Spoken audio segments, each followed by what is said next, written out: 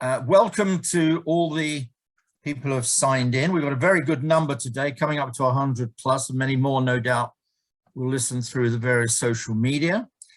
Firstly, let me introduce myself. My name is Professor Michael Cox, here at the LSE, Department of International Relations, and latterly founding director of LSE IDEAS, LSE's foreign policy think tank, which did come #1 in university affiliated think tanks a year or two ago. So I decided it was a good idea. When you're ahead, stay ahead, and IDEAS is now being led very, very brilliantly and ably by Professor Christopher Coker and Chris Alden. So this is an LSE IDEAS event, although within LSE IDEAS, we have an extraordinarily energetic China Foresight group.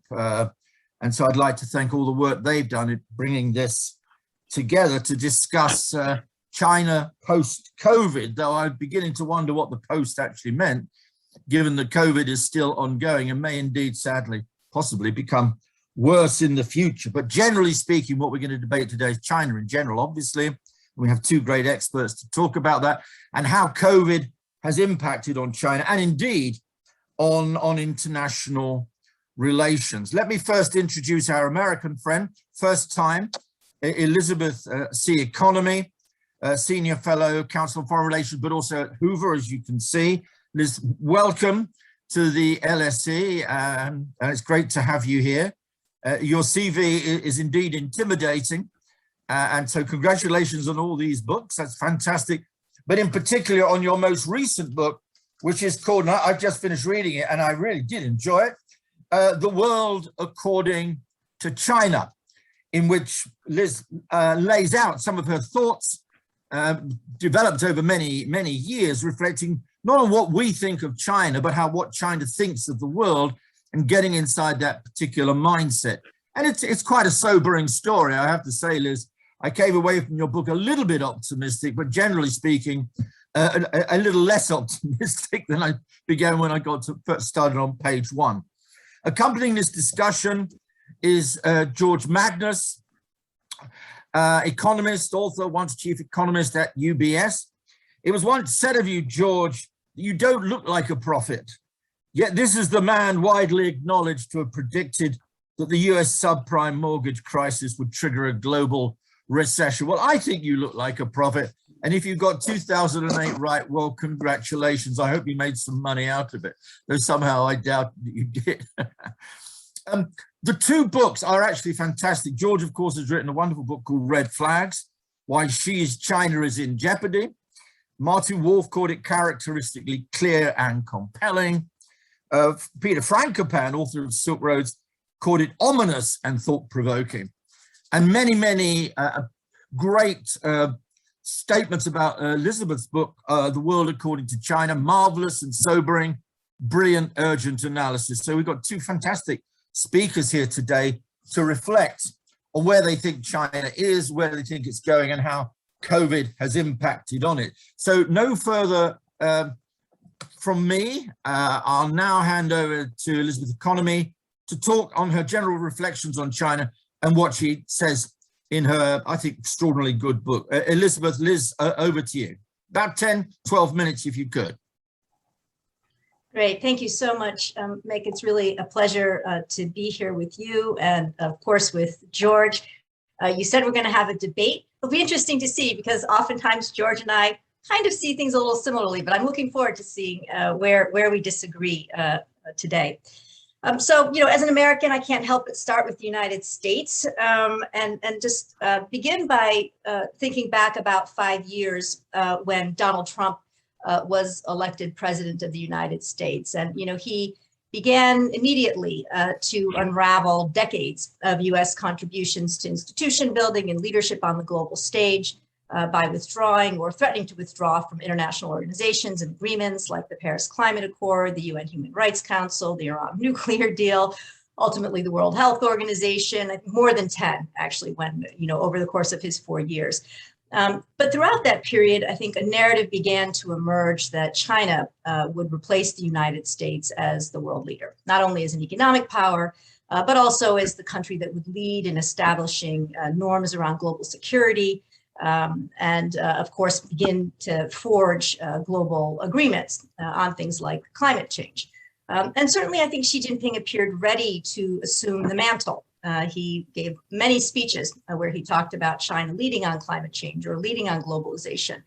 And I thought to myself, could China be the replacement? Not only could it, but would it? And if it were, what kind of difference might that make? So I decided to explore Xi's ambition for China on the global stage to try to understand his priorities, his strategy, and ultimately whether he was likely to succeed. I think, frankly, even in the United States, where sort of the general tenor is quite negative around China in terms of sort of the China threat scenario, there continue to be debates around these issues. What my findings suggest is that Xi's ambition is not to maintain or even to reform the system, but to transform it. And so while many people here continue to argue that China has benefited from the current system for the past 40 years and thus has a stake in maintaining it, I argue that China has changed dramatically over those same decades and believes that the world should change along with it in ways that align with Chinese values and priorities. The second thing I found was that China's strategy is long-term, multi-level, and multi-domain. It marries strong state control with human and financial resources that are really unmatched by any other country. And it is able to persist and direct those resources in ways that other large democratic powers are not. So will Xi succeed in realizing his ambitions? I will leave that to the end of my remarks. But let me just start off by saying a few words about Xi's ambition for China on the global stage.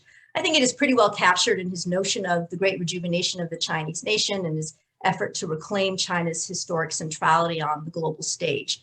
Of course, at one level, China already occupies a position of centrality. It's the world's largest trading power. It's a source of international lending. It boasts the world's largest population and military. It's a global center of innovation. And most analysts predict that China's real GDP will surpass that of the United States by 2030. In addition, of course, as we saw during COVID, its actions on virtually any global issue, from climate change to pandemics to proliferation are determinative for the rest of the world. But Xi's notion of centrality is not simply about ensuring that China's voice is given the weight and influence within the existing international system that its relative power would suggest. I think it's not even about reforming the international system. Instead, his vision reflects a radical transformation of the international order and China's place within it. And I think this manifests across 5 dimensions. So first, Xi is trying to redraw the very map of China, the geography of the Indo-Pacific, by moving from staking Chinese claims around sovereignty to realizing them. For Xi, as he has said repeatedly, there is no rejuvenation of the great Chinese nation without unification. In the first instance, of course, unification means Hong Kong, Taiwan, the South China Sea. And we've seen that, of course, Beijing has fully incorporated Hong Kong now with the imposition of the 2020 National Security Law. It has made progress on asserting its sovereignty in the South China Sea. It claims 80% of the area, although other nations, Taiwan, Brunei, the Philippines, Vietnam, and Malaysia have conflicting claims. China's claims are not recognized by international law. Nonetheless, since Xi has come to power, Beijing has created and militarized 7 artificial features in the South China Sea, laid claim to many others, and he's dramatically ratcheted up China's military assertiveness in the region in an effort to intimidate the other claimants and to assert dominance in the disputed area. I think Taiwan, among China's core interests, remains the greatest challenge that Beijing faces. In terms of reunification, Xi has declared that reunification with Taiwan is one of the 14 must-do items for China to achieve its great rejuvenation. And since the election of Taiwan President Tsai Ing-wen in 2016, we've seen that China has deployed significant political and economic coercion, as well as military threats against Taiwan. And I'm happy to talk more about Taiwan during the Q&A if people are interested. A lot of people assume that this set of core interests is really all that China cares about. And so you have debates and arguments, certainly in the United States, but I think globally as well, that if we just give China what it wants, then it will be happy and that will be the end of it. But I think we saw during the first year of the pandemic, first of all, I don't agree with that assessment, but I think we saw also during the first year of the pandemic, when other countries were distracted, that Xi Jinping also pressed China's territorial claims around the contested Diaoyu Senkaku Islands off Japan, Malaysian and Indonesian waters and airspace, and of course, China and India had their first deadly conflict on the border in 40 years. China has made definable progress in realizing its sovereignty claims, but its assertiveness has provoked a very strong reaction. European countries have moved from just having economic interests in the region to developing their own Indo-Pacific security strategies, stepping up their military support for freedom of navigation in the South China Sea. Japan and Australia have both indicated that Taiwan's security is tied to their own security. This is a very significant shift in their position. And the European Parliament, as well as some small European countries, are strengthening their economic and diplomatic ties with Taiwan. So you see that China's assertiveness has caused a kind of back reaction. If you expand out from this consideration of sovereignty, I think the second dimension is really Xi's desire to become the dominant power in the Asia Pacific. And he's called repeatedly for Asia to be governed by Asians, stressed their common historical, cultural, and economic ties, and supported regional economic and military arrangements that don't include the United States. Chinese officials also call often for the United States to dissolve their security alliances. The Chinese call them anachronistic, a relic of the Cold War, and anti-China. I think China's success here too has been mixed.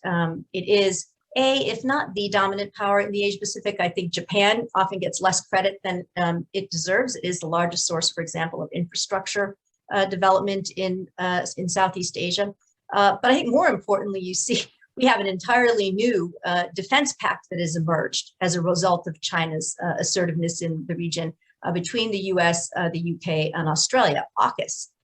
So rather than contributing to weaken the US alliance system in the Asia Pacific, China's actions have actually helped to bolster it. And public opinion polls throughout Asia indicate record low levels of trust in Xi Jinping and desire for China to be the dominant power in the region. The third dimension of Xi's strategy is to ensure that other countries' policy choices reflect Chinese values, norms, and interests. And I think there are a number of ways that China pursues this. Certainly the Belt and Road Initiative, which Xi launched in 2013, the grand scale infrastructure connectivity plan, connecting China through to the rest of Asia and Europe and the Middle East and Africa through ports and railroads and highways. It's evolved and morphed. There's a digital Silk Road, a health Silk Road, Polar Silk Road.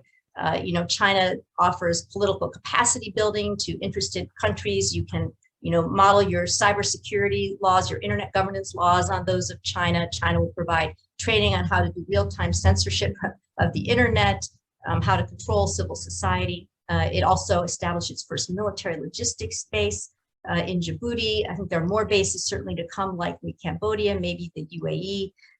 This represents, again, a very significant shift from traditional Chinese practice and theory that it would never have overseas bases because those would be infringements on other countries' territories. So you can see that really this transformation in Chinese thinking about its role and its place in the world. I think the evidence of success for the Belt and Road is clear. Just in the space of a decade, for example, China has gone from having 2% of undersea cables to building 2% of undersea cables to almost 20%. But I think we've also seen, and many analysts have reported, that the Belt and Road has become quite bumpy. In many respects, the Belt and Road is really just the export of China's development model. Countries get the benefits, as China did, of rapid infrastructure-led investment and economic development, but with all the same attendant externalities: corruption, rising levels of debt, environmental pollution and degradation, and labor conflicts. There are protests around Belt and Road projects in virtually every country.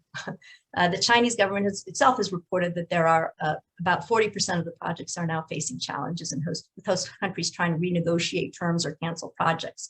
And I think even within China, there is less enthusiasm in many quarters for the Belt and Road.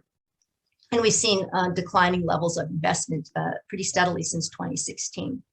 China's tried, soft power through things like Confucius Institutes, teaching Chinese language, sharing Chinese culture. I think for many schools and universities globally, they offer an extraordinary opportunity to add Chinese language instruction to their curriculum. Many cases where They otherwise wouldn't be able to afford to have this. And I think for a while, these Confucius Institutes proliferated pretty rapidly. But certainly in many Western democracies, they've run into trouble. University contracts with CIs were not transparent. Teachers and curriculum were determined by Beijing. Essentially, universities were offering China concessions that they would never offer to any other outside partner. So, when we look at sort of the relative success that China's achieved, they had pledged or promised or, hoped to have 1,000 Confucius Institutes by 2020, and they ended up with about 543. And then finally, of course, we see China, and we saw this a lot during COVID, also deploys much more coercive, overtly coercive strategies to try to shape other countries' behavior. Wolf warrior diplomats weaponized personal protective equipment. They threatened to cut off supplies to countries that criticized China or didn't thank China enough. When Australia called for an investigation into the origins of the virus, Beijing initiated a widespread boycott of some of Australia's most popular goods. This isn't anything new. China has long used the leverage of its market to coerce actors to align their positions with those of China. We have a very famous case in the United States in October of 2019, where the general manager of the Houston Rockets, Daryl Morey, tweeted, fight for freedom, stand with Hong Kong. And then the, NBA suffered, CCTV stopped televising, stopped broadcasting NBA games. Tencent stopped streaming for a while. But I think more importantly, and a lesson that I think people don't necessarily fully appreciate, right as this was happening, CCTV came out and announced, we believe that any remarks that challenge national sovereignty and social stability are not within the scope of freedom of speech. And I think, since virtually anything can challenge social stability in the mindset of the Chinese leadership, China was basically signaling that any comment made on any platform, including one like Twitter, which is not openly available to Chinese citizens in China, that citizens and other countries could expect to be punished. And I think this is an important thing to recognize, the degree to which China is exporting its own values, right? Values of limited freedom of speech at home onto the global stage. One of the things I found in my research is that when it comes to this kind of coercive pressure, that oftentimes multinationals will fold or will try to sort of somehow navigate and agree to some elements, but not all elements of what China is trying to get them to do. But countries actually are pretty resilient and typically typically are not able to be coerced by Chinese economic pressure. Just moving quickly now, I think the fourth priority for Xi Jinping is his effort to nationalize and insulate the Chinese economy within the context of remaining a superpower in a globalized economy. So in practical terms, and this is an area that George knows much better than I think anybody else, this translates into reasserting Chinese state control over broad swaths of the Chinese economy, policies such as Made in China 2025, dual circulation, which basically argues that China can innovate, manufacture, and consume all within itself while just selectively importing necessary capital and know-how and still exporting. Obviously, we're right in the midst of this continuing economic experiment. We've seen this massive crackdown on the tech sector in China. But I think there are a few takeaways. First, I think in exerting greater state control over Chinese companies, Xi Jinping has made it much more difficult for other countries to discern, what constitutes a public or a private company. So that Chinese companies, for example, in the tech space, have faced much greater headwinds in their efforts to go global. In addition, after the pandemic and China's weaponization of PPE, countries are no longer comfortable with China's control over significant parts of the global supply chain. So we now have the Quad, sort of Australia, India, Japan, and the United States. We have the US-EU Trade and Technology Council and the new Indo-Pacific Economic Framework that the United States is bringing into Asia. All of these involve supply chain reorientation, basically, and thinking through new supply chains and encouraging redundancy. And while none of them is targeted directly at China, all of them have at heart an understanding of the risks that China poses to supply chains. If you could bring your comments to an end, Liz, then that'd be great. Okay. Fantastic. So I'll just finish with the last part of the ambition and say we can talk about the strategy and discuss later. So I'd say, finally, beginning in 2014, she has called for China to lead in the reform of the global governance system. It believes that the current rules-based order doesn't reflect its voice adequately, and Xi Jinping wants the values and norms embodied in these institutions to reflect Chinese preferences. What you find, and I'll just finish here, is that Chinese officials often use their positions in international institutions to advance more narrow Chinese interests. For example, embedding the Belt and Road in more than 24 UN programs and agencies.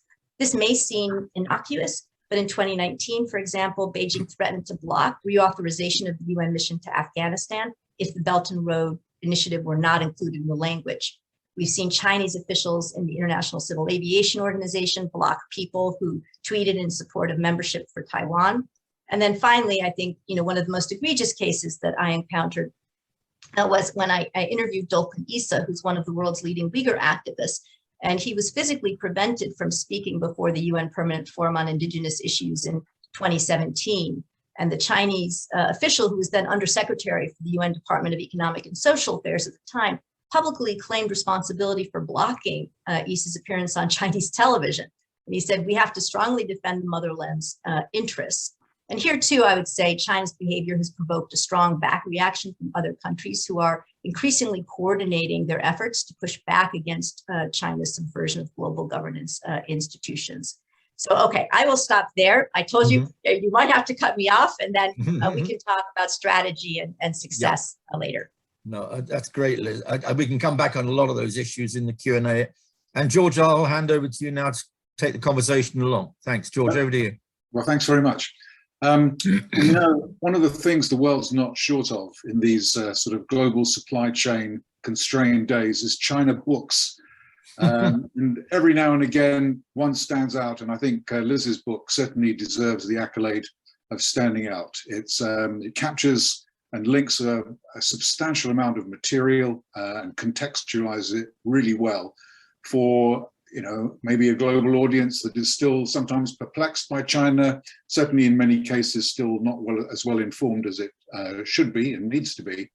And above all, I'd hope that it will also have some impact on policymakers and business and community leaders, because it does lay bare something about which many of them sometimes seem to be quite disengaged or unwilling to acknowledge, which is namely what Liz has outlined. It's China's agenda to win outright, what it mischaracterizes always as win-win geopolitics, and to transform the global system so it aligns better with the CCP and its values and interests.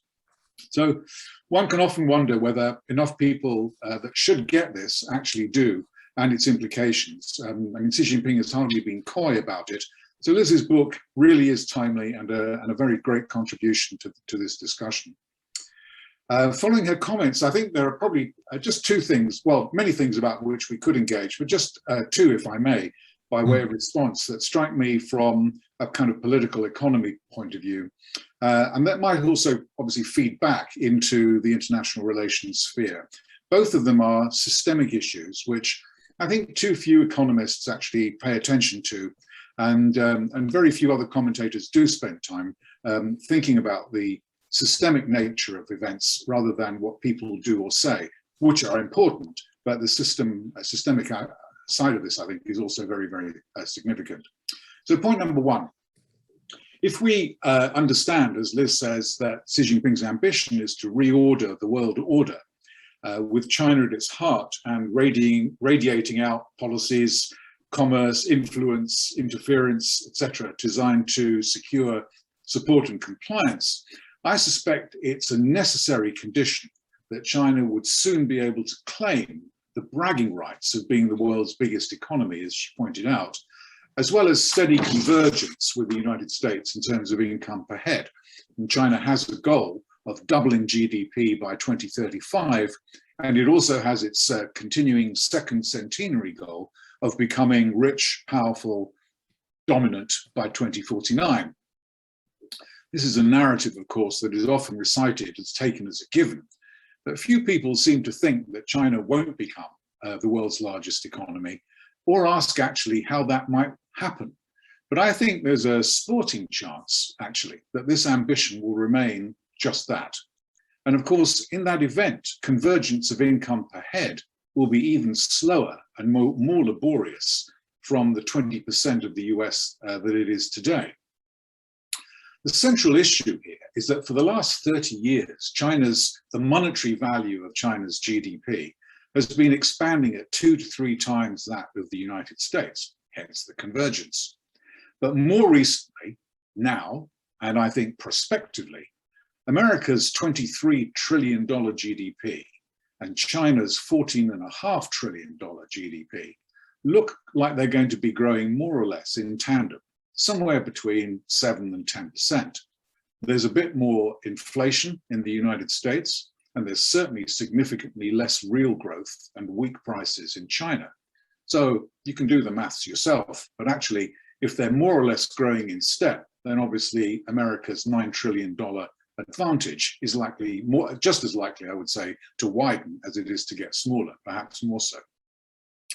In China's case, some of this new condition really is about structural economic headwinds, consequences of high debt, poor demographics, deep imbalances, stalled productivity, and some of it is about the government's de-emphasis of growth. So whereas before, decades gone by, the government's focus has been on what Marxists call the forces of production, the new focus is on the social relations of production, in which the government's eyes are on inequality, greater control over private firms, and state-centric advanced technologies. The issue with this really is that these things alone do not add up to a new development model, which I think even China's leaders recognize they have to embrace. Nor is there any recognition in this that either the past misallocation of credit and capital has to be accounted for, it doesn't just disappear, has to be accounted for, somebody has to pay, or that the bubble in real estate, which is a lot in the front pages of the financial papers nowadays, not only can't go on, but actually may have reached an inflection point. So the question to my mind really is just how low China's GDP growth will be over the next decade or so.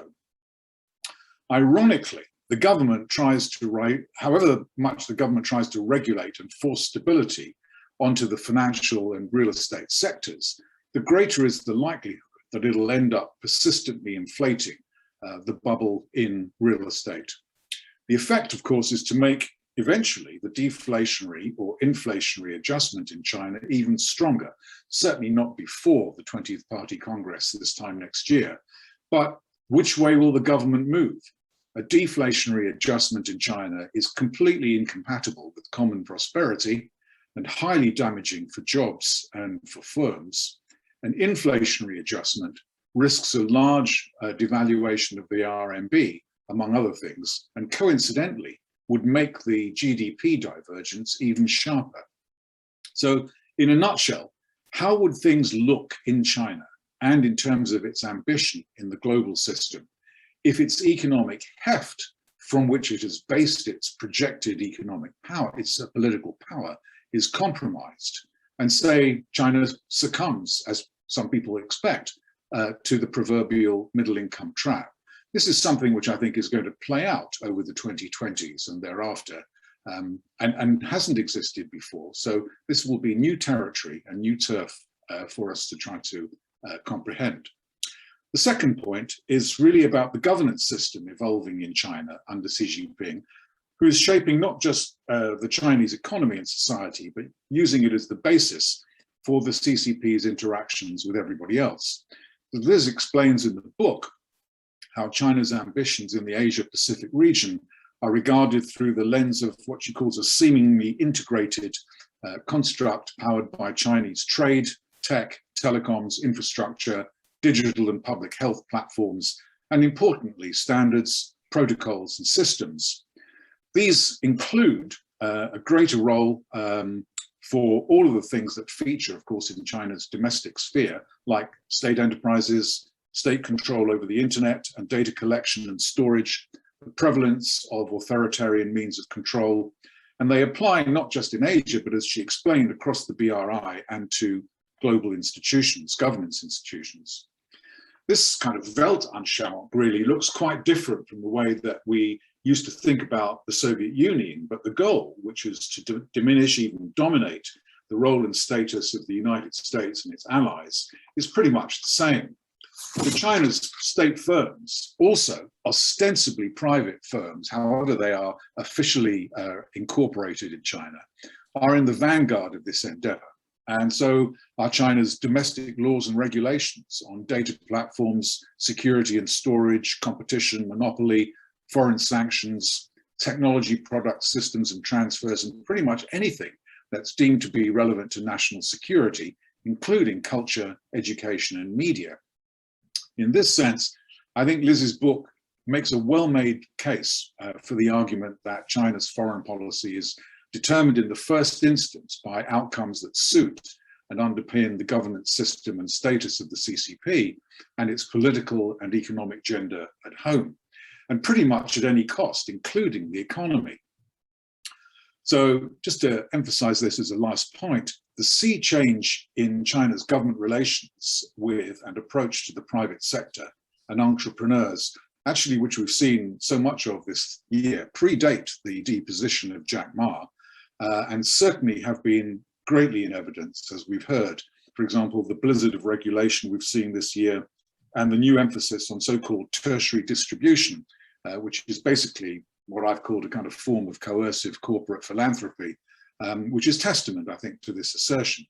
Indeed, while Xi Jinping has changed the principal contradiction in Chinese society at the 19th Congress from the tension between, quote, backward social production and the material needs of the people, in other words, economic growth, the new central contradiction is between unbalanced development and the quality of life.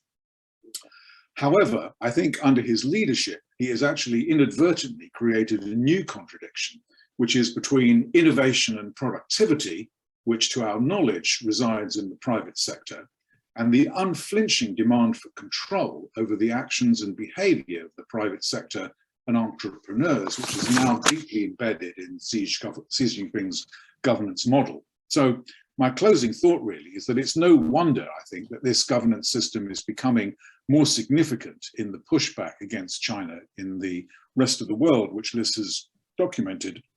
And obviously it is something which the United States and its allies would be, of course, foolish not to try to exploit if they can. Nick. Okay, thank you very much, George. And again, thanks to Liz. I'm going to kind of raise a couple of questions. I'm not an expert on China, but I suppose I once was an expert on the Soviet Union in the Cold War. And one of the things that I found during the Cold War, and this was my own personal view, of course, nobody else's, was there was quite a lot of hype about the Soviet Union, which turned out to be hype. And then when the Soviet Union disintegrated, everybody was so surprised. I actually was a little less surprised because I always thought it was by far and away the weaker party in that relationship. Now, I know the Soviet Union is not China, and I'm constantly reminding my students not to use the term Cold War for all sorts of reasons. But nonetheless, the first question is a general one, Liz, and it's not in your book, or for George as well.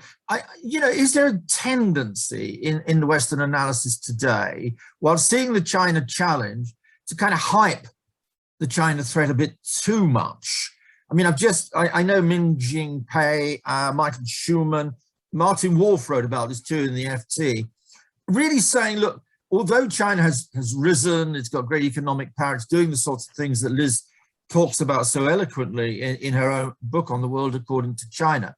Nonetheless, shouldn't we actually be a bit more self-confident in the West, in the United States? In fact, George, you at the very end of your very comments began to indicate, that, whatever China has achieved, and there've been real economic achievements, I think we all agree about that, and social ones as well. Is there a tendency, or a danger at least, of falling into the trap of seeing China either through the old prism of the Cold War, or by implication, exaggerating the danger or threat that it represents? Liz, why don't could you kind of unpick that question and get back to me on that? And I have one or two others to follow with George and yourself. I'd just like to get your thoughts on that.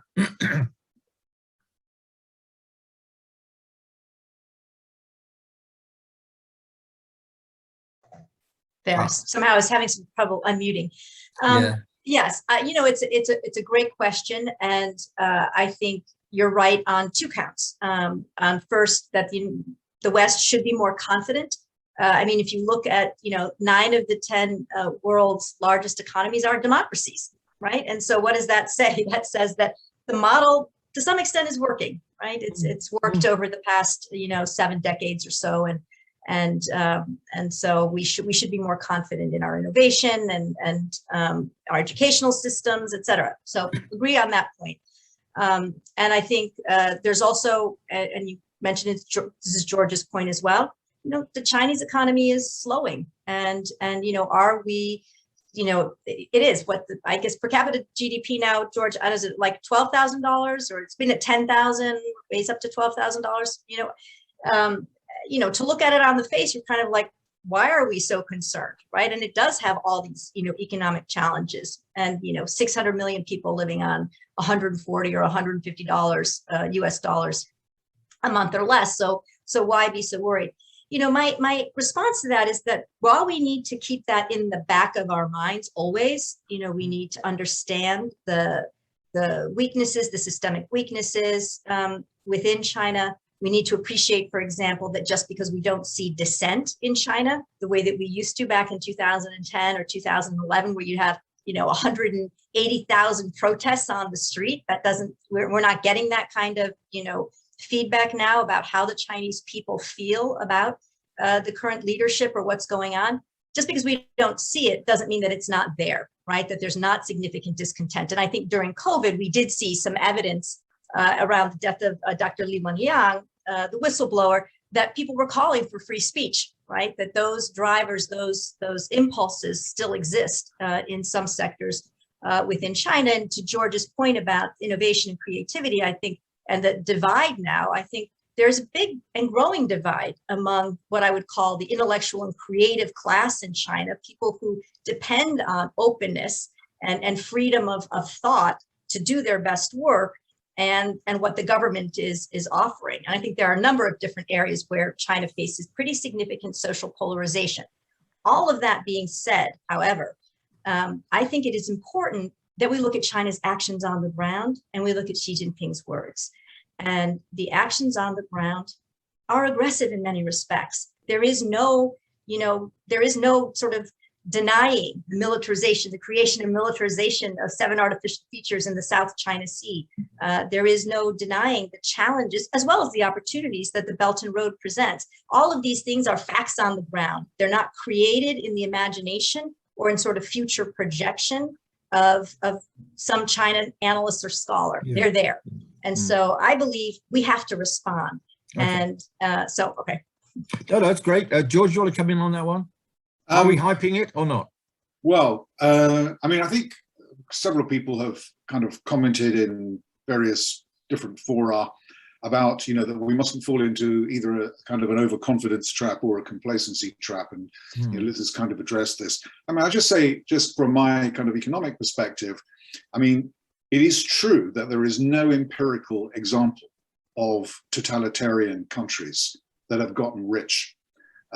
So, I mean, maybe you could say, there are sort of oil states or resource-rich, low population states that have actually kind of broken that mold, as it were. But let's say in terms of, quote, normal countries or big countries, industrial countries, the totalitarian basis has really tended to hold them back rather than anything else.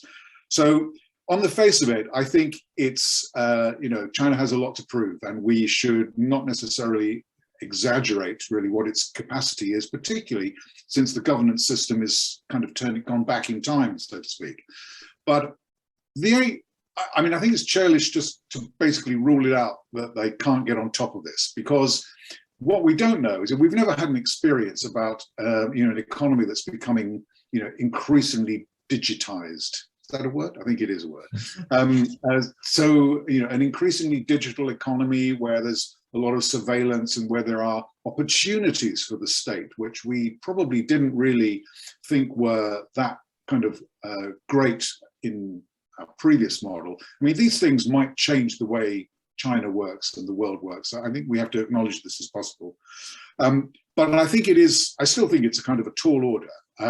The issue that I have really is that, if logic prevailed, and if there were institutions of constraint and consensus in China, I would be much more relaxed about the fact that we could, provided we look after our own interests well, we could just let China kind of muck it up, basically.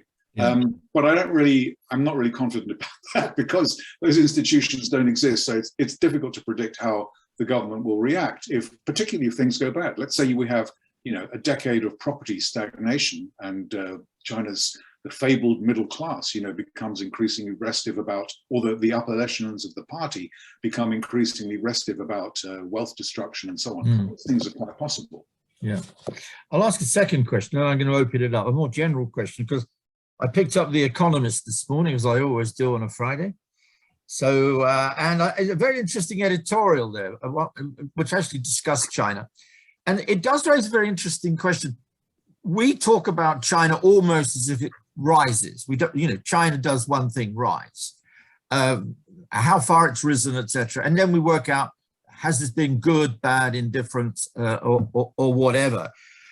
What The Economist posed was a kind of an interesting problem, actually. Would we be more worried if China started failing economically, given that it's been an important part of the engine of the world economy over the last 10, 20 years? I think we'd all agree about that, after 2008 in particular.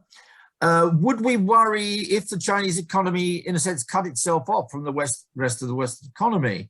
Would we worry about the amount of aid that China gives to the rest of the world, which at the moment we're not doing so well on, say in the Western Balkans or in Africa? It's kind of paradox, I suppose, Liz, what's what I'm trying to get at. And I thought about this a lot when I was talking to people in China and outside of it, both critics and those who are more supportive and saw the achievements of China rather than the dangers and the problems. Should we be more worried about a rising China economically, or should we become more worried about China finally failing, if it were ever to fail, which is unlikely?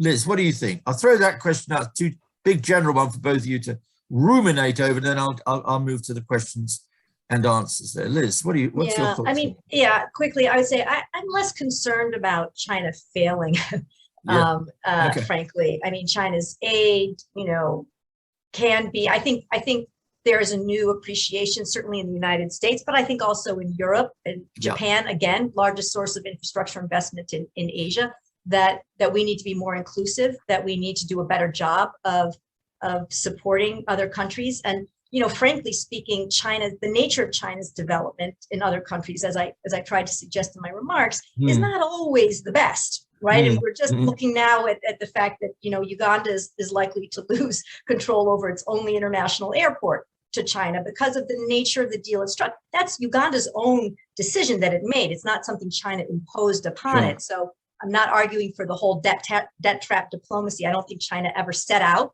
to trap countries. But the effect of a lot of Chinese investment is, as I said, that export of the China model, a lot of pollution and environmental degradation, tons of labor conflicts, because China exports its own labor to do a lot of these things. So I think in some respects that aid is not as worthy or not as valuable as we might anticipate. And when I look at the nature of how China uses the resources that it has, right, for military aggression, for example, in the Asia Pacific, that is of great concern to me. So that's my risk runs that. It was a provocative question. It's a great question. The Economist is the bane of my existence, because they're always publishing things just as I'm giving talks, and then people are like, that's a really interesting idea. I'm like, hey, we have quite a few of those economists here at the LSE, as you well know. George, what's your take on that? Well, I think it sort of depends what we mean by fail. I mean, if fail means, that it sort of ends up in some sort of economic and social quagmire, I mean, that's not good for China or for anybody else. It could precipitate extreme nationalist reaction, forcing the government to double down, become very aggressive internationally and so on. But I mean, there's another kind of failure, which is just the failure to fulfill its very elevated ambition.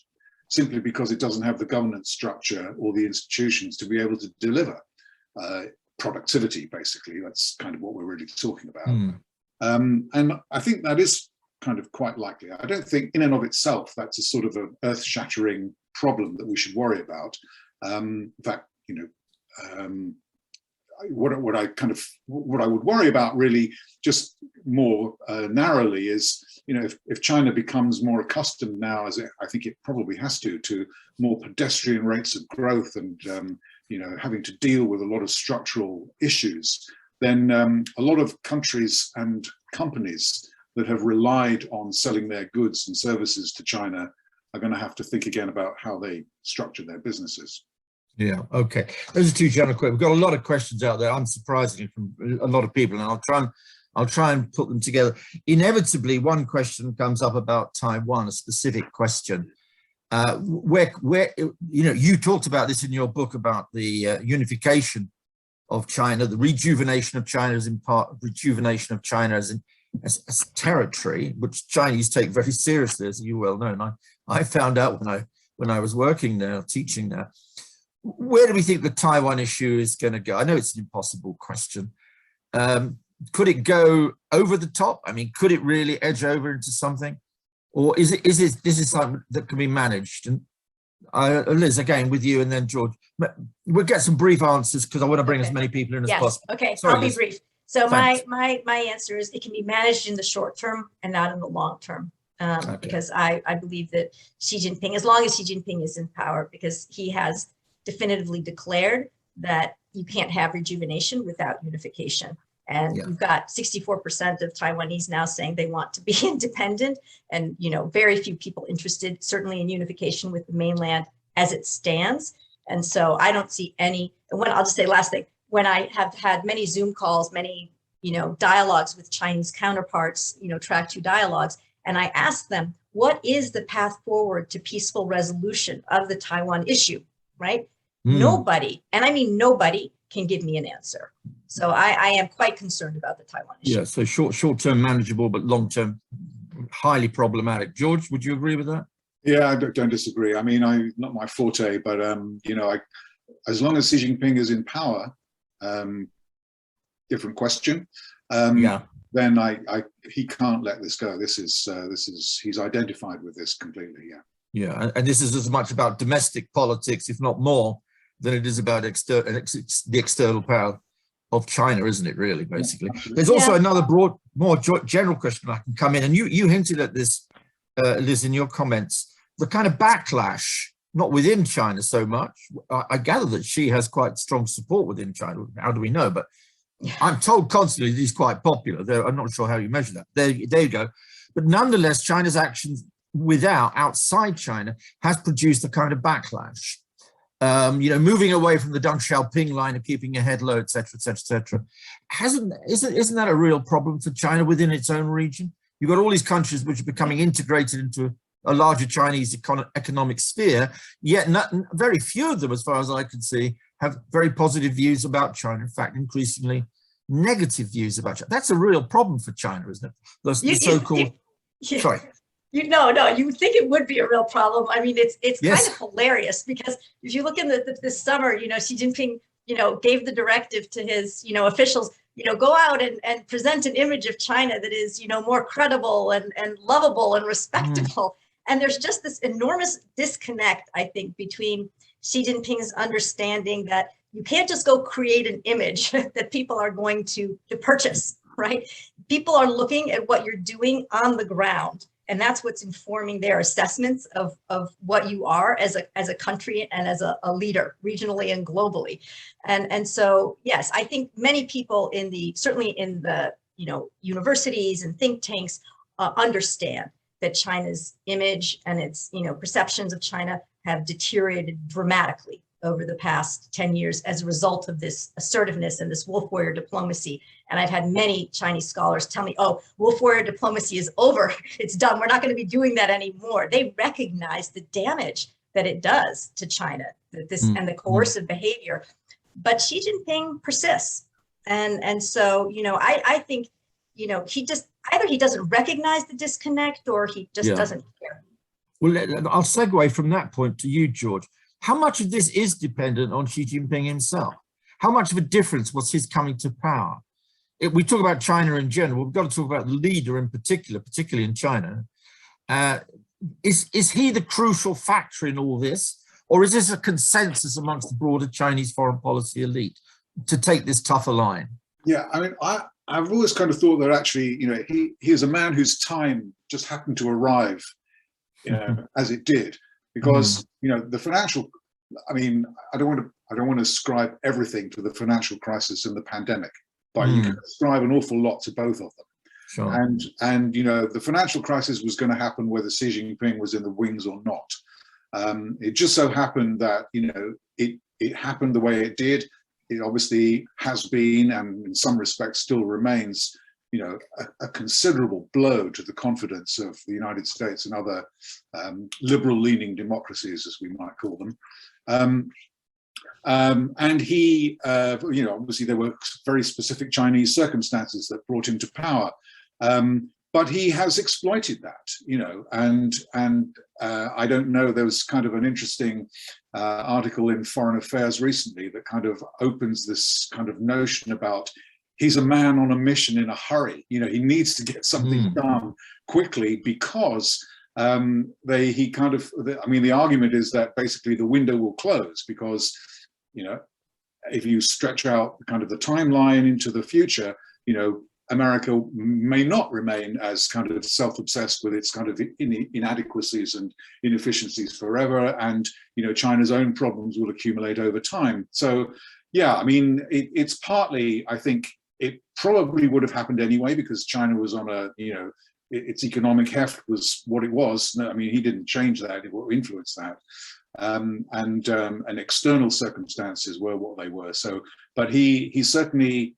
Has politically and ideologically changed and sped up the nature of change, and I think he's clearly, I think right as being a protagonist for it. Yeah. Okay. There's another question. There's a couple of questions there, but I'll try and synthesize it. And it comes back to something you said in your book, Liz, on the world according to China leaves little room for the USA. I mean, now I quote that, by the way, from page 61, or is it 28 or 225? I do beg your pardon.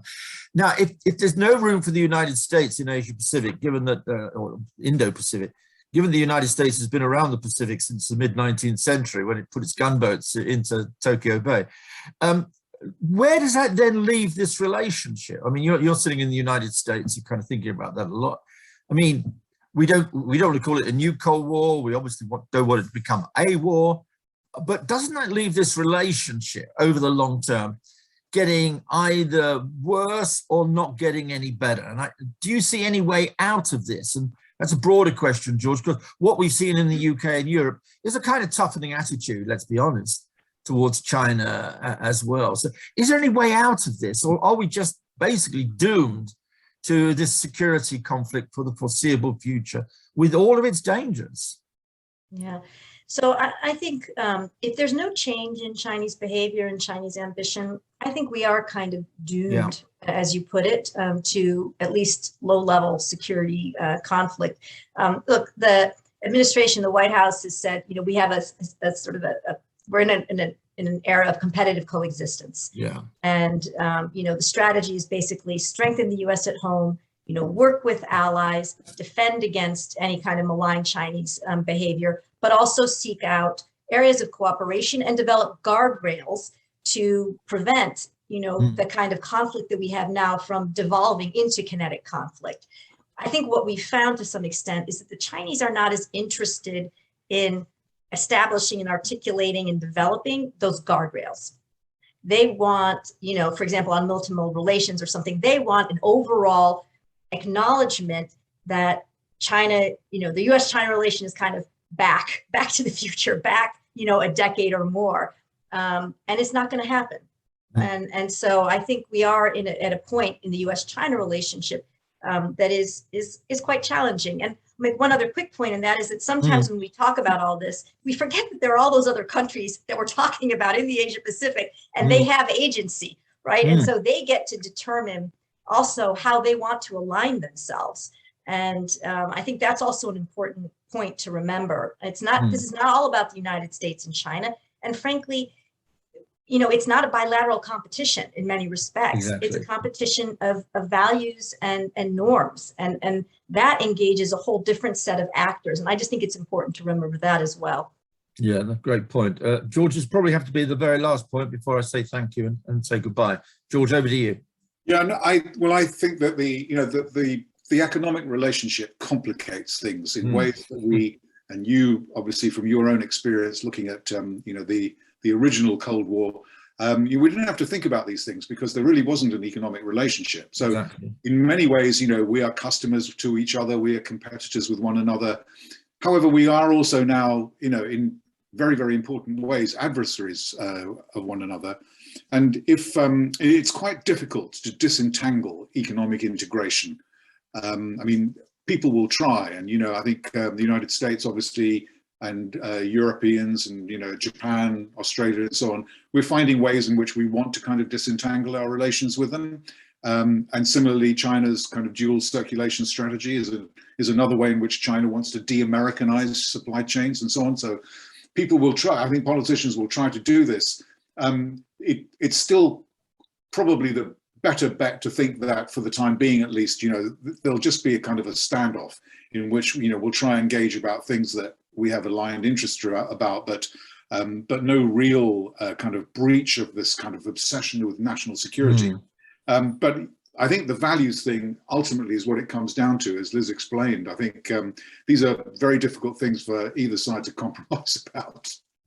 No, that's great. I've got to bring it to an end. There's so many other questions out there, and I'm sorry, I apologize to everybody.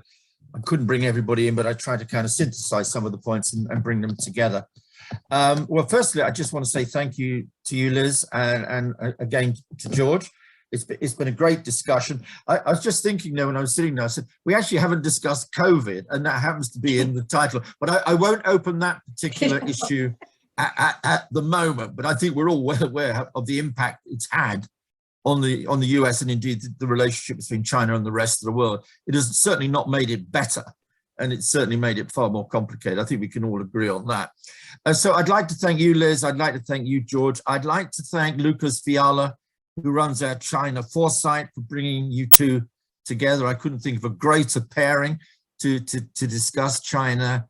I'd like to thank all the people at LSE Ideas for supporting this, Dave Sutton, who's done all the technical work. I'd like to thank all the participants out there. We had a great audience here today, when I think we're nearly up to 150 or so, and that's terrific, I think, for a Friday afternoon here in rather downtown, downtrodden and rather, miserable London this morning. But anyway, thank you very much for everybody for coming along. Thank you for your questions. Apologies to those I couldn't bring into the discussion. And by the way, please fill in the form afterwards to let us know what you thought of this, because let's be honest, it's a cliche, but you only get better if you get some good, positive, and some critical feedback at all. But try and be kind to us all, because we're all doing our level best in these difficult times. George, again, thank you. And Liz, a very special thanks to you. And best of luck with the book.